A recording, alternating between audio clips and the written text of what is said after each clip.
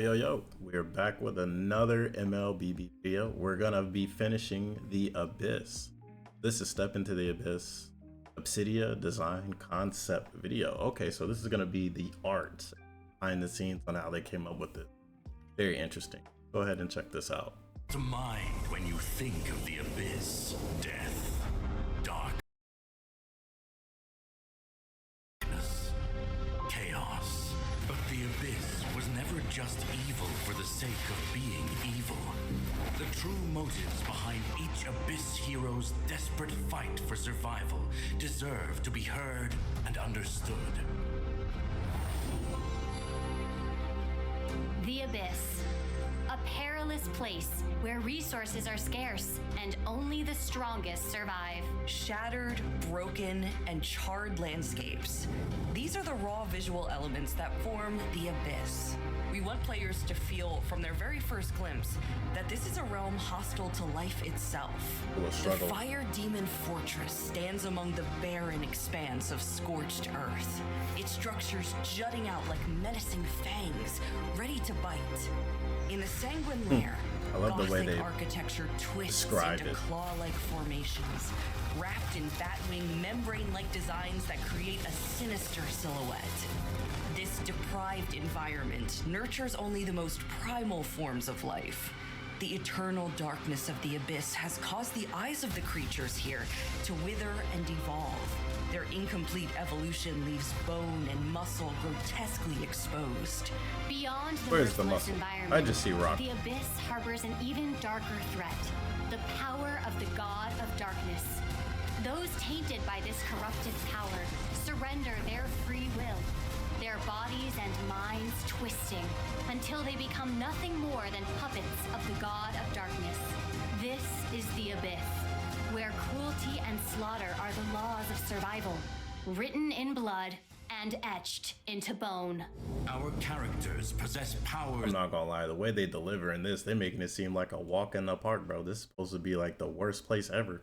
Formidable enough to resist death itself. Yet the primal struggle for survival never fades from their essence. They are not imprisoned by death, but by the need to meaning, each trapped in their own dilemma of survival. For Thamus, survival has never meant mere self-preservation, but rather ensuring the existence of the entire fire demon race. In our narrative, we've shaped him into a more nuanced, multi-dimensional leader and antagonist, and strengthened his connection to his tribe. Thamus' identity as a leader permeates his concept design. His imposing silhouette radiates raw power and dominance, befitting his status as Lord Lava. The new molten core pulsing in his chest is his life force. As long as it exists, Thamus cannot die.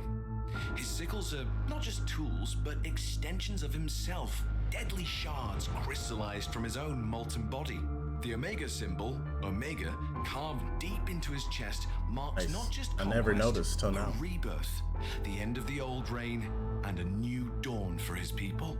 Unlike the fire demons who battle tangible threats to their existence, Obsidia and Alice pursue a more profound form of survival, one that transcends the physical realm. Obsidia, the sovereign of the Abyss, wields power that few can comprehend. As MLBB's only circle-strafing marksman to date, her passive is the cornerstone of her killing potential. With each kill, Obsidia harvests bone shards from her victims. Every basic attack then unleashes these accumulated shards in a merciless volley against a single target. This terrifying sustained damage allows her to dominate the late game with their voice actors are really firepower, killing enemies with deadly grace. This is Obsidia, and she's here to reclaim her power through merciless slaughter. For Obsidia, I designed a living weapon that evolves with her deadly power. At first, the weapon appears as merely a spine, fragile and incomplete, As the slaughter begins, it feeds on the As the essence of slaughter the victims, begins. sprouting aggressive, barbed vertebrae along its length. With each kill, it grows more ravenous, eventually transforming into an instrument of death and destruction. This is the dark gift Who bestowed wrote by this the god script? of darkness. The more merciless the slaughter, the further the wielder ascends above mortal beings. But power always Bro read that like it wasn't like some of the most brutal shit ever written. has a price. The Abyss became nothing more than a pawn of the god of darkness. Its inhabitants thrust into an eternal conflict between light and darkness. Obsidia herself fell under the god of darkness's dominion, reduced to a mere puppet, stripped of will and choice, a fate worse than death. What Obsidia truly desires is spiritual sovereignty, a state where no entity, mortal or god, can bend her will. This freedom is the true survival Interesting. she so desperately pursues. After exploring Obsidia, And I wonder what would happen if she was able to get that freedom. Like, would she choose the rule? Probably.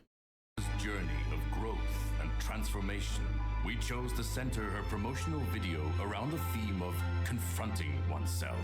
In her dream, you witness Obsidia facing her old self, the corrupted vessel and thrall of the god of darkness. This past incarnation appears murky, distorted, and radiating with the power of darkness. When Obsidia resolutely destroys this shadow in her dream, she delivers a defiant blow against her past. This confrontation transcends mere physical combat. It represents Obsidia What software is that? directly facing her spiritual dilemma, darkest night Adobe? before Premiere? her soul's awakening. Alice's dilemma isn't born from external threats, but springs from the bottomless desires within her own heart. Her insatiable hunger for power, status, and strength drives her to fill that void by dominating others. An endless cycle of taking, but never being satisfied. This obsession Bro, Alice reminds me of that song. It's like, oh, here she comes. Man, eat her for sure. stems from her past, where she was manipulated and exploited under the guise of love. After her awakening, she shattered the chessboard of fate with her own hands to become the player instead of the pawn, never relying on anyone else again. She seeks only to satiate her boundless desires and ambitions. With Alice's new look, she now wears the crown symbolizing her family's honor upside down on her thigh. A brutal statement as she tramples underfoot everything her lineage once treasured.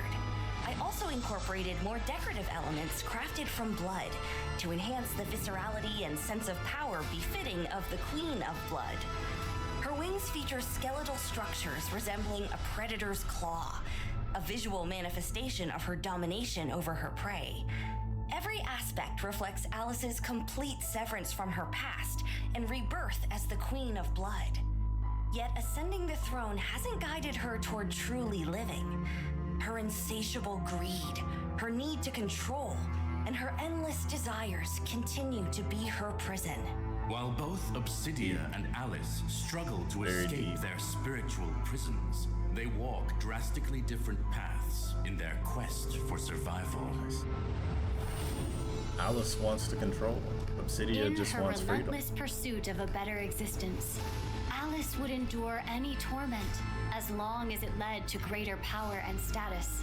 Even as Obsidia's imminent revival casts unknown dangers, Alice continues her cold calculations, seeking to exploit any power she can. The spawns of decay, the Sovereign's blood, Obsidia, and Thamus. But Obsidia stands as the undisputed sovereign, a ruler in spirit and essence. The only existence she will accept is her true self. She once reigned at the pinnacle of power, only to become a puppet of divinity. It's precisely because of this fall from grace that she understands the value of free will and what it truly means to live. Obsidia's story is not only written in words, it is also reflected in the music. We used musical notes to echo the will of her abyss, weaving an intricate, layered melody.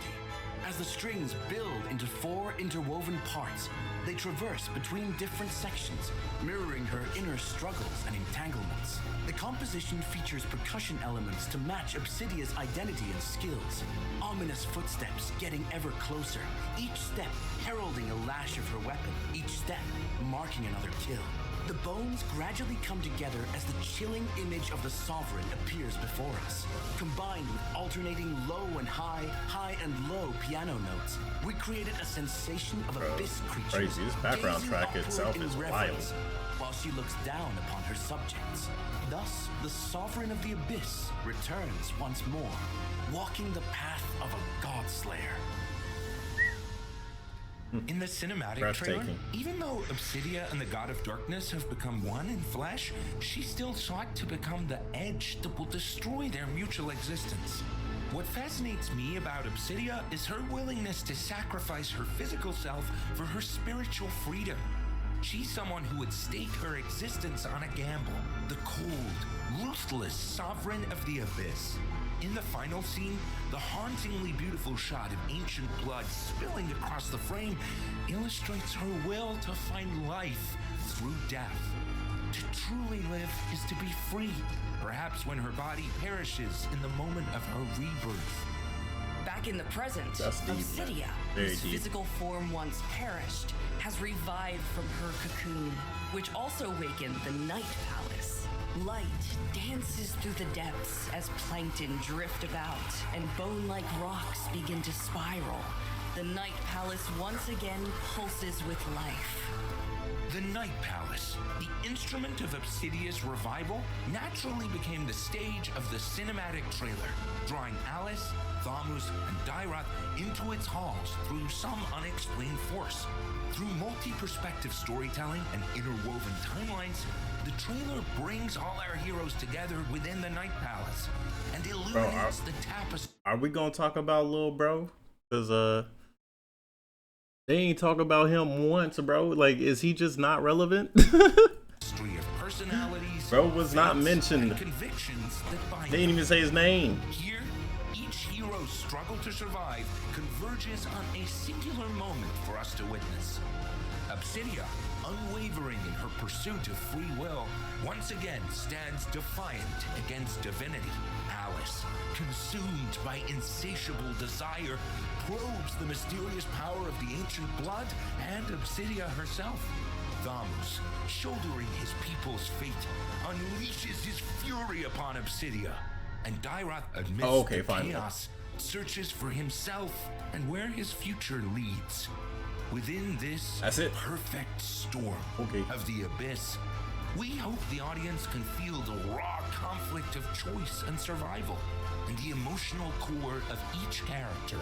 Let survive the abyss, strive for tomorrow resonate not just as a slogan, but as the fractured heart of the abyss.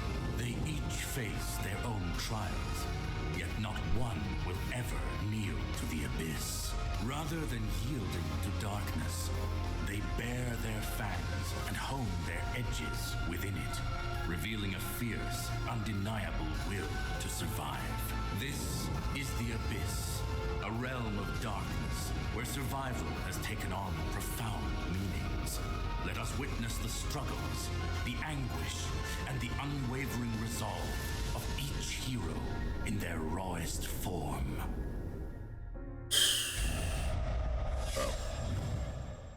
Bro.